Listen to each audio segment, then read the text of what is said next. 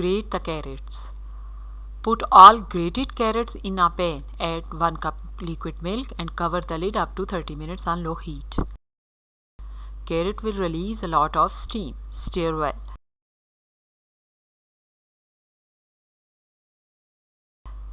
Heat the milk and stir in vinegar. Let stand for 5 minutes. Strain it with strainer.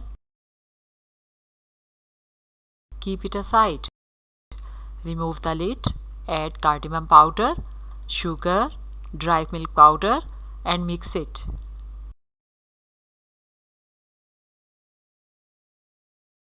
Now add ghee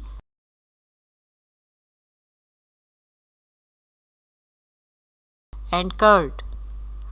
Stir continuously on high flame until all water get dry. Stirring as needed. At this stage, don't cover the lid. Ghee will be separating around the edges. Dish out the halwa and garnish with dry fruits. Halwa is ready.